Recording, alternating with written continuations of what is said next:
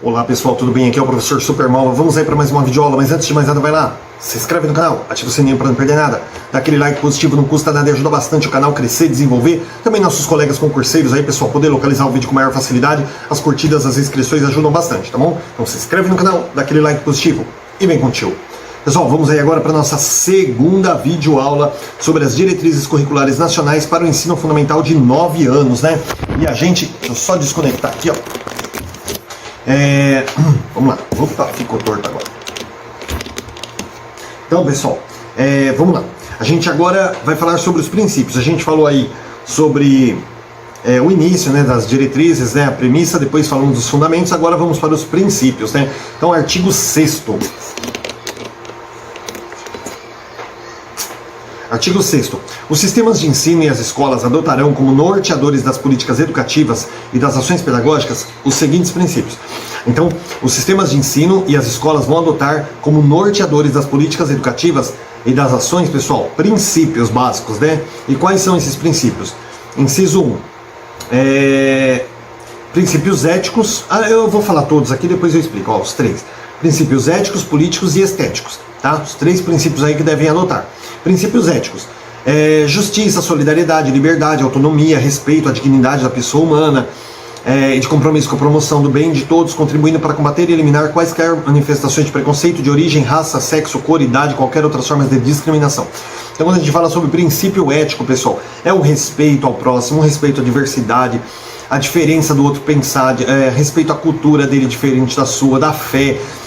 Então, a gente não só fala como respeito, também a liberdade que você tem, que você dá à pessoa próxima a você também, a autonomia que você tem de conduzir sua própria vida e a autonomia que você dá à pessoa próxima a você de poder fazer as coisas da forma que ela acha melhor, desde que cada um aí respeite o espaço do outro. Respeito à dignidade da pessoa humana, tá? Eliminar qualquer forma de preconceito, de origem, de raça, de sexo, qualquer que seja forma de discriminação, tá? Nós temos que eliminar esse tipo de coisa. Isso é o princípio da ética, tá, pessoal? O princípio ético. Segundo, político, né? Princípio político é um princípio de reconhecimento dos direitos e deveres de cidadania, de respeito ao bem comum e a preservação do regime democrático e dos recursos ambientais, da busca da equidade no acesso à educação, à saúde, trabalho, aos bens culturais e outros benefícios, da exigência de diversidade de tratamento para assegurar a igualdade de direitos entre os alunos que apresentam diferentes necessidades, da redução da pobreza e das desigualdades sociais regionais. Então, princípio político, pessoal. Princípio político é tratar do exercício da cidadania, poder buscar ensinar a cidadania à criança, trabalhar a cidadania e praticá-la também. Cuidando aí do local onde a gente vive, né? Procurando sempre viver em harmonia com todo mundo, cada um fazendo a sua parte de modo a melhorar nossas condições de vida. Também fala aqui sobre a equidade, né? Ao acesso à educação, saúde, trabalho, bens culturais. Então, quando a gente vê, por exemplo, aquela fila para idosos, fila para gestante, fila para deficiente, gente, não fiquem bravos, tá? A pessoa gestante, mas a mulher gestante está carregando um bebê dentro dela, aquele bebê vai crescendo. Aí você fala assim, mas o bebê nasce com 1 quilo, 2, 1 quilo a mais. Olha, tem gente que com 1 quilo a mais não consegue nem levantar. E outra coisa, né? A pessoa também, a mulher não engorda 1 quilo, ela engorda 10 quilos, porque tem a placenta, toda aquela coisa assim, e a mulher também acaba se alimentando por 2, a pessoa vai carregar ali um peso acima do corpo dela, então ela não aguenta, não aguenta ficar muito tempo de pé, tem aquela questão do inchaço, né, incha as pernas, tudo. Então é uma pessoa que precisa de um cuidado especial, então ela não pode ficar numa fila convencional com 4 carrinhos cheios até a boca na frente dela, por exemplo, num supermercado. Vou dar um exemplo, o idoso também. O idoso, gente, o corpo dele é mais fraquinho, então assim, ele também, os ossos, né, começam a ficar mais fracos, não sustentar um peso, tudo dói. Então assim, também é uma pessoa que ela tem um cuidado especial. Então quando você fala assim, mas por que tem um idoso que tem que passar na frente, gente? Porque o princípio da equidade, tá? Ele não tem a mesma condição física que você de aguardar um tempo um pouquinho maior para resolver alguma coisa, tá? E o deficiente físico da mesma forma. Não é que você está protegendo eles, é o princípio da equidade, né? Garantindo aí a equidade da saúde, da educação. Sempre as pessoas que requerem ali um cuidado especial, você tem que dar esse cuidado especial para que ela possa ter a mesma condição que uma pessoa saudável aí, qualquer que seja o âmbito que a gente esteja falando aqui, sobre saúde, trabalho, educação, tá bom? Princípios estéticos, pessoal, do cultivo, da sensibilidade, juntamente com o da racionalidade, do enriquecimento das formas de expressão e do exercício da criatividade. da valorização das diferentes manifestações culturais, especialmente da cultura brasileira, da construção das identidades plurais e solidárias. Tá? Então, os princípios estéticos, pessoal, fala aí sobre as formas de expressão, exercício da criatividade, valorização das diferentes manifestações culturais, né? Ou seja, pode ser uma manifestação religiosa, uma manifestação musical, uma manifestação em forma de palestra, alguma coisa dada. Gente, todas essas manifestações aí tem que ter essa valorização das diferentes formas. Você não pode chegar lá e falar assim, puta, lá vem lá os crentes lá fazer o culto deles no meio da rua. Poxa, mas quando você faz um pancadão no meio da rua, ninguém pode falar nada. Então, assim, tem que ter esse respeito também, desde que um acabe não atrapalhando o outro ali também, né? Mesmo até pela questão dos horários, né? O horário de dormir também não é horário de botar a caixa de som e ficar gritando aí, qualquer que seja a manifestação. Manifestações, pessoal, especialmente da cultura brasileira, tá? Você não pode ficar também fazer manifestação aí com coisa, né? Ah, vamos fazer um festival Woodstock aqui no bairro. Poxa, é uma coisa da cultura americana. É legal trazer? É legal, bacana, mas se a gente puder fazer uma manifestação própria do nosso país, melhor ainda do que a gente ficar aí engrandecendo aí bandeira de outras nações aí também, né? Então sempre trabalhar coisas da nossa cultura. Olha, vamos trabalhar ali o soul. Soul é a música negra americana, né? É legal, ninguém tá dizendo que não pode ouvir, não pode curtir, mas você vai fazer um evento, vamos fazer um evento soul. Que evento soul? O quê? Vamos fazer um evento de samba, vamos fazer um evento de funk, vamos fazer um evento sertanejo, um evento que enalteça a nossa música, a nossa cultura, especialmente. Não é que não pode fazer, pode, mas nós temos principalmente procurar, buscar valorizar coisas da nossa cultura, não valorizar coisas das culturas aí de outros países, tá bom? Também, pessoal, o princípio estético ele é referente à construção das identidades plurais e solidárias também. O que é uma identidade plural, pessoal? Porque é uma identidade assim de comunidade, tá? Por exemplo, aqui na nossa comunidade nós temos o costume de toda segunda-feira à noite a gente vai lá no bar do Zé comer torresmo e beber cachaça. Gente, isso aí a gente já faz isso há 10 anos, agora na época da pandemia não pode, mas agora passou a pandemia, a gente vai lá, ouve lá uma musiquinha, conta umas histórias, toda segunda-feira a gente faz isso. Gente, isso é uma identidade plural, é uma identidade daquela comunidade. Não significa que cada pessoa ali não tem a sua identidade própria, mas ela tem uma identidade cultural, com o meio ao qual ela está inserida. E a identidade solidária é o quê? A identidade de que você tem que estar bem desde que o seu vizinho também esteja bem. Olha só, gente, uma coisa que eu vejo muito aqui na minha cidade, tinha uma academia que eu praticava, e o vizinho do lado da academia, gente, ele tinha mania, era uma rua meio decaída, aí ia acumulando lixo na sarjeta e tal, aí ele limpava os dejetos lá do cachorro dele, a sujeira do cachorro no quintal, lavava o quintal, jogava todos aqueles dejetos ali na calçada, e ele varria até a hora que acabava a casa dele. E na porta da academia ficava lá aquela sujeira de folha, aquele acúmulo, né, de sujeira, e a sujeira do cachorro também, gente, os dejetos ali dos cachorros dele, então ficava um mau cheiro na frente da academia. Poxa, você tá de brincadeira, né? Quer dizer, a sua porta fica limpinha e você pega a sujeira do seu cachorro e joga na porta do lado. Pô, gente, recolhe aquilo, põe numa sacolinha plástica, amarra, deixa na lixeira do lado de fora. Não, parece que é o prazer de pegar e garantir que a pessoa do lado se incomode com uma coisa que é sujeira sua. Então você varre até passar da sua porta. Não pode. Identidade solidária, pessoal. É uma identidade assim de você garantir. Por exemplo, você está vendo ali uma pedra que está, por exemplo, na porta do teu vizinho ali, quando teu vizinho for entrar com o carro, aquela pedra pode furar o pneu dele, aquela pedra ali pode pegar embaixo no cárter ali, estragar o carro dele. Então, mas não está na minha porta, não é problema meu. Você está vendo, não custa nada, vai lá, pega aquela pedra, tira, bota ela do lado. Ô vizinho, tinha essa pedra que estava na porta da sua casa, eu tirei, eu não sei, foi você que colocou alguma coisa, um calço, né, tal. Mas procure fazer o bem, se você achar que é o bem. Vizinho, eu tô vendo sua árvore aqui, ó, tá chegando perto dos fios, você me permite dar só uma podadinha aqui perto dos fios? Eu tô com tempo, né, eu tenho uma tesoura lá. Aí se o vizinho fala, não, ó, deixa que depois eu falo, tudo bem, mas se o vizinho falar, você que sabe, fala, poxa, não, é para evitar, né, um mal maior aí. Então, é uma identidade solidária, não é você ficar fazendo favor para as pessoas, mas você vê uma coisa que não te custa nada ou não te custa muito ajudar, né? Você simplesmente olhar porque não é problema seu, não pode, né, gente? Toma cuidado aí com isso aí também. Então a gente tem que valorizar a identidade, não só a identidade pessoal da pessoa, mas a identidade plural e a identidade solidária também, tá? Que aí são, na verdade, eu vou até inventar isso agora, gente. Isso aqui se cair na prova, pelo amor de Deus, tá errado, mas eu vou inventar aqui. É uma identidade social até para você, né? Que é uma identidade sua da sociedade. Quando você tem essa identidade cultural com as pessoas que você convive e também essa identidade solidária, ou seja, eu estou bem desde que eu veja que todos ao meu redor estejam bem também. tá bom? Artigo 7º. De acordo com esses princípios, em conformidade com o artigo 22 e 32 aí da LDB, as propostas curriculares do ensino fundamental, elas visarão desenvolver o educando, assegurando-lhe a formação comum indispensável para o exercício da cidadania e fornecer-lhes meio para progredir no trabalho e em estudos posteriores, mediante os objetivos previstos para a etapa da escolarização, a saber. Então, antes da gente ler os incisos, eu vou estar explicando aqui o artigo 7, tá? Então,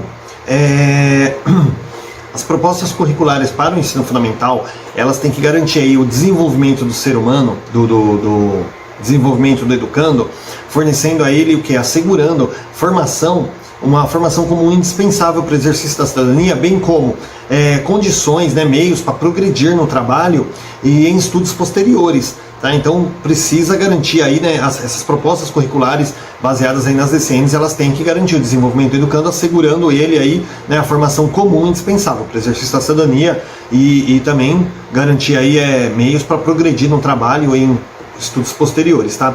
E tudo isso mediante os objetivos previstos para essa etapa, a saber, o desenvolvimento da capacidade de aprender, tendo como meios básicos o pleno domínio da leitura, da escrita e do cálculo. Segundo, a compreensão do ambiente natural e social do sistema político, das artes, tecnologia, valores em que se fundamenta a sociedade. Terceiro, a aquisição de conhecimentos e habilidades e a formação de atitudes e valores como instrumentos para uma visão crítica do mundo. E quarto, fortalecimento dos vínculos de família, dos laços de solidariedade humana e de tolerância recíproca em que se assenta a vida social. Então, esses 4 incisos aqui, eles falam sobre o que são, o que é essa formação indispensável aí para o exercício da cidadania e os meios aí para progredir no trabalho e em estudos posteriores, tá? Então, o que é essa formação comum indispensável, tá? Garantir a ele o desenvolvimento da capacidade de aprender, tendo como meios básicos aí o domínio da leitura, escrita e cálculo.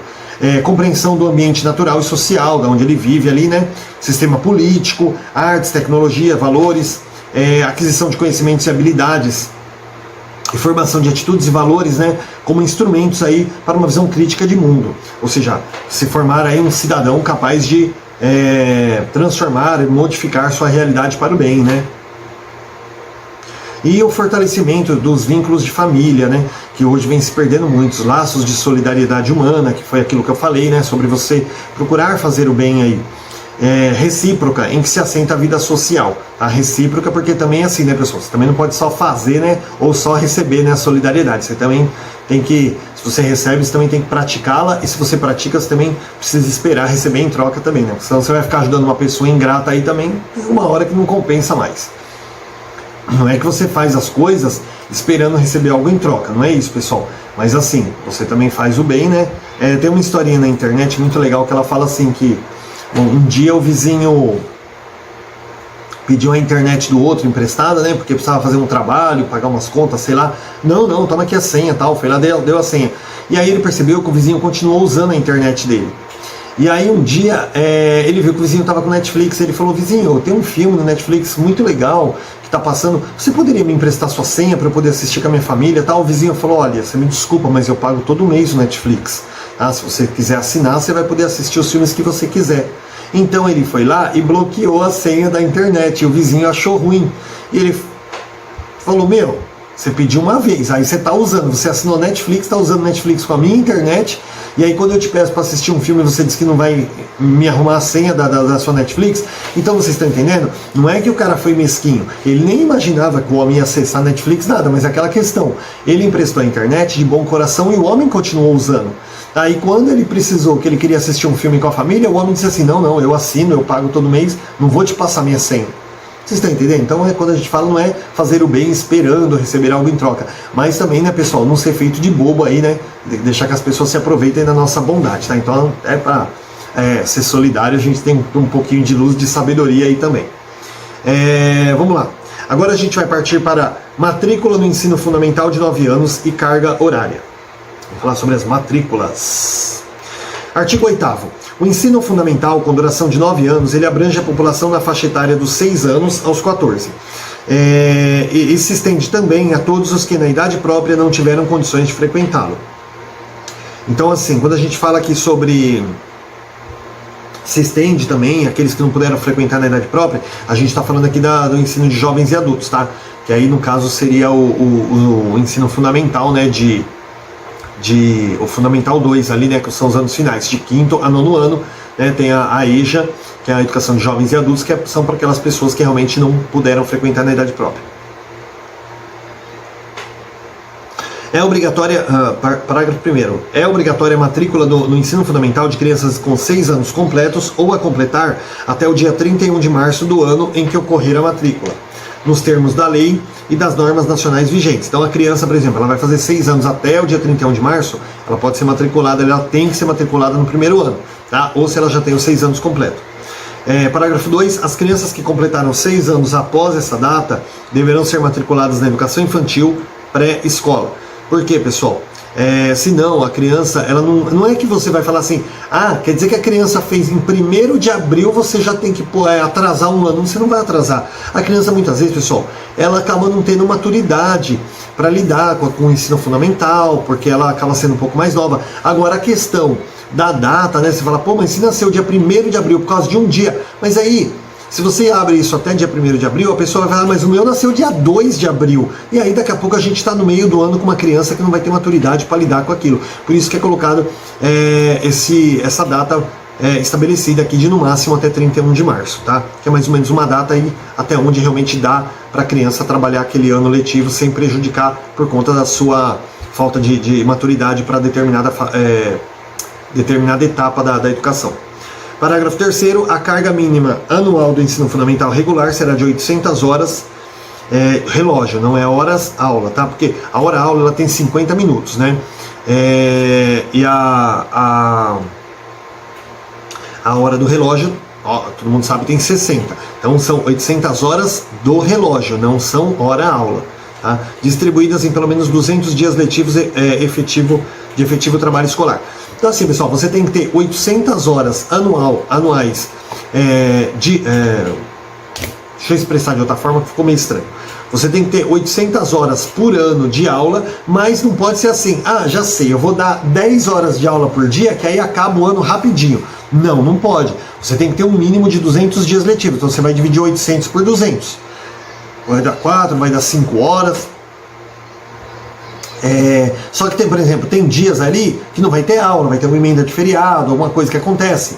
Aí o que você vai fazer? Você vai ter que repor isso aí. Então ou você vai dar 1 hora a mais por dia, o que acaba não acontecendo, porque a escola ela tem 2, 3 períodos, e aí remontam os períodos, né? Então não daria para você dar 1 hora a mais de aula para a criança, ou então você vai no sábado, repor uma aula no sábado lá, tá? Fazer um evento, alguma coisa, dar um reforço para que se cumpra essas 800 horas, tá? Isso é o mínimo, pessoal. Por quê? Porque às vezes você fala assim, que nem aqui em Guarulhos, por exemplo, nós temos escolas que a criança estuda 4 horas, tem escola que a criança estuda 5. É o mínimo. Então ela pode ter mais horas aula.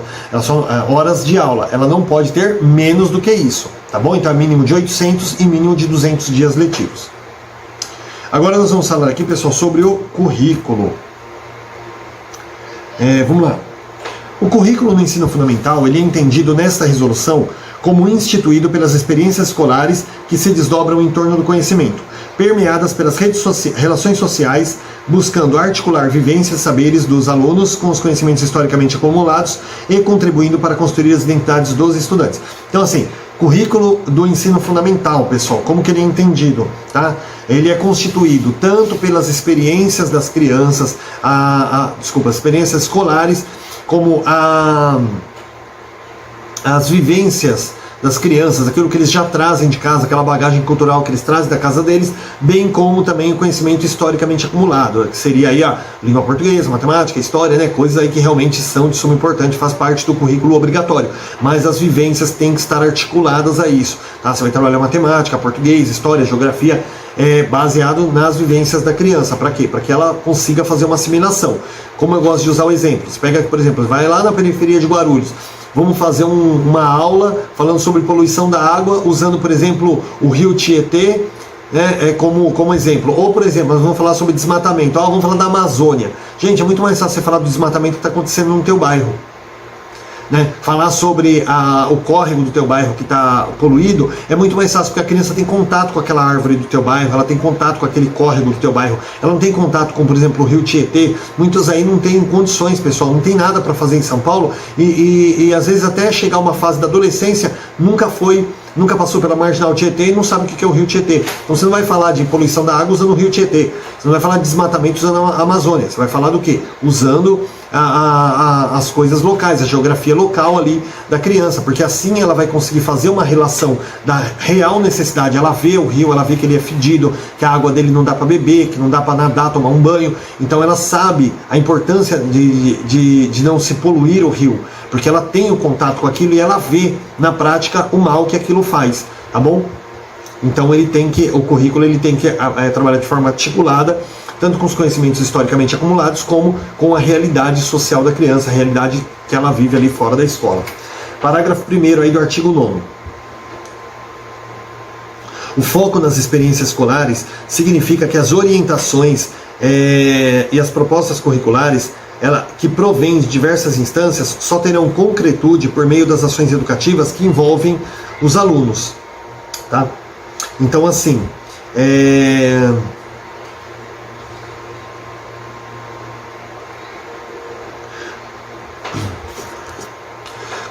desculpa, pessoal, dei uma pausa aqui porque eu meio que me perdi, tá? Então, assim, quando você fala, quando você foca nas experiências escolares, pessoal, você está querendo dizer o quê? Que as orientações, as propostas curriculares, que elas provêm de diversas instâncias, elas só vão se concretizar, elas só vão ter um valor concreto ali se elas tiverem realizadas através de ações educativas que envolvem os alunos, tá? Então você não pode, por exemplo, falar da realidade social do bairro ali se você não envolver o aluno no meio, deixar ele se expressar, ele falar o que está acontecendo no bairro dele, tudo. Você querer falar pro aluno da realidade social dele, tá? Então quando a gente fala das experiências escolares aqui, o focar nelas também, a gente deixa claro aí que só vai ter uma validade concreta se você deixar que o aluno se expresse, que o aluno passe realmente a dificuldade, e a partir daí a gente começa a trabalhar. Não é você que vai expor esses problemas para o aluno, é deixar ele trazer e trabalhar a partir disso. Assim ele também vai se sentir muito valorizado. Tá? Parágrafo 2. As experiências escolares abrangem todos os aspectos do ambiente escolar. Aqueles que compõem a parte explícita do currículo, bem como os que contribuem de forma implícita para a aquisição de conhecimentos socialmente relevantes. Valores, atitudes, sensibilidade e orientações de conduta são veiculados não só pelos conhecimentos, mas por meio de rotinas, rituais, normas de convívio social, festividades, distribuição do tempo e organização do espaço educativo, pelos materiais utilizados na aprendizagem, pelo recreio, enfim, pelas vivências proporcionadas pela escola.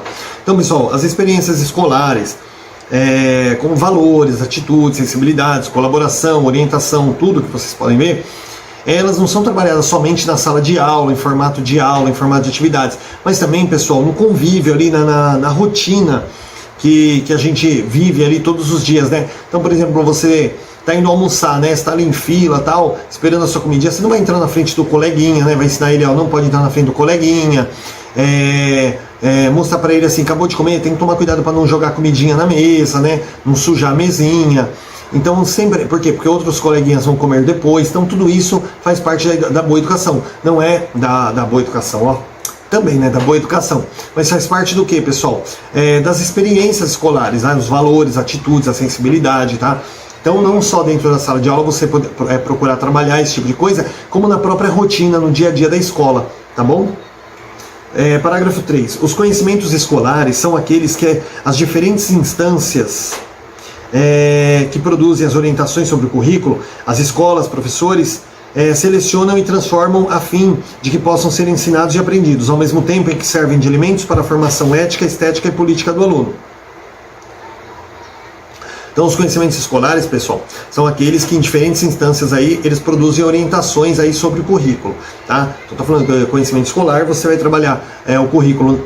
Gente, é mais ou menos um reforço do parágrafo 2 aqui, tá? Você vai trabalhar aí não somente aquele conteúdo obrigatório, mas também essa questão de valores aqui, tá? De boas, como fala? De uma boa higiene, né? Uma alimentação saudável, higiene, respeito, solidariedade, tá? Então, tudo isso faz parte dos conhecimentos escolares, tá? E eles, aqui quando fala nas diferentes instâncias, tá? Então, os diferentes meios aí, a gente ele vai estar compondo o currículo, porque a gente, mesmo nas rotinas, fora da sala de aula, a gente vai estar trabalhando todas essas questões aí referente à educação, ao desenvolvimento da criança. E agora, pessoal, nós estamos com 25 minutos e não vai dar para trabalhar o próximo tema, que é bem longo. Então, a gente vai encerrar a aula por aqui. E aí depois a gente vai continuar com a base nacional comum e parte diversificada, complementaridade, tá? Então a gente vai dar uma pausa aqui, vai voltar na terceira aula aí. Bons estudos por enquanto, pessoal, e até a próxima aula.